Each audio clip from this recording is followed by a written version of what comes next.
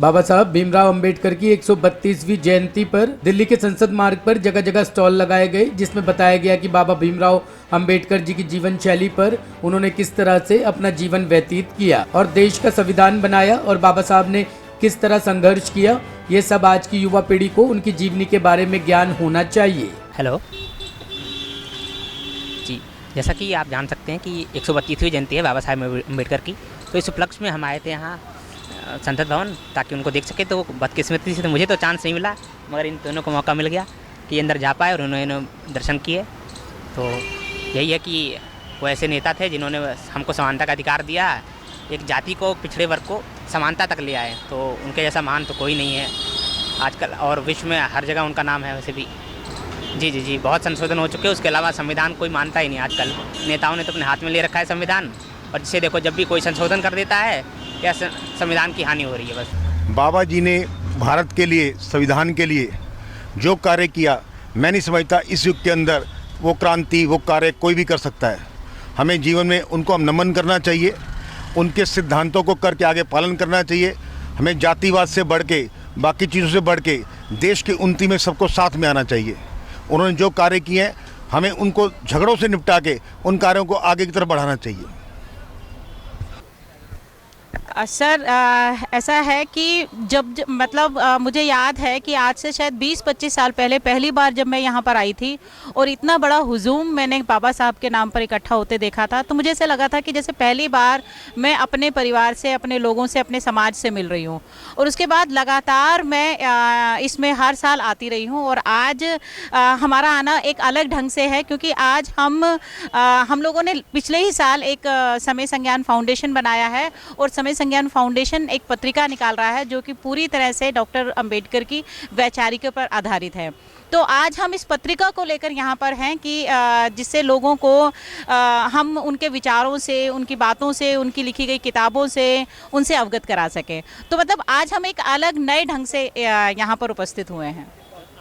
मतलब असल में हो भी क्या रहा है कि जिस तरह से सूचना क्रांति में और डिजिटल मीडिया में जो परिवर्तन आया है, तो बहुत मतलब गहराई से चीज़ों को पढ़ने और समझने से हम थोड़ा सा दूर होते चले जा रहे हैं। और ऐसे में बहुत ज़रूरी है कि उनके विचारों की तरफ, उनकी बातों की तरफ, उनकी किताबों की तरफ, उनकी वैचारिकी की तरफ हम लौटें। एक्चुअली क्या है कि ये जो इंस्टाग्राम की, इंटरनेट की और फेसबुक की जो दुनिया है, ये दुनिया ना आपको आकर्षित तो बहुत करती है, आपको बिल्कुल बांधती है, लेकिन इस दुनिया में ना स्थिरता नहीं है। मतलब बिल्कुल ऐसे है कि जैसे आप टीवी के चैनल बदलते हैं ना, तो जैसे ही दूसरा चैनल आते हैं तो इससे पिछले चैनल पे क्या आ रहा था आपके दिमाग में बिल्कुल नहीं रहता है। तो ये जो मतलब जैसे होता है ना कि आपके इतिहास, आपका ऐतिहासिकता जो है, पूरी यात्रा जो है, उस यात्रा पर आपका दिमाग, आपकी सोच बनी रहे, इसको ये तोड़ती है। मतलब आपको एकदम जैसे क्षणभंगुर जैसा बनाती है कि पल पल बदलती दुनिया, पल पल बदलते दृश्य जो हैं, वो आपके वजूद को मतलब जैसे कहीं ना कहीं आपको खाली करते हैं भीतर से। आपको याद नहीं रहता है कि असल में आप कौन थे, क्या थे, आपको क्या करना है, आपका उद्देश्य क्या है, आपकी दिशा क्या है। तो मतलब मुझे तो यही लगता है कि ये जो मीडिया है, ये जो दुनिया है, इसका इस्तेमाल करने का तरीका भी हमें सीखना होगा।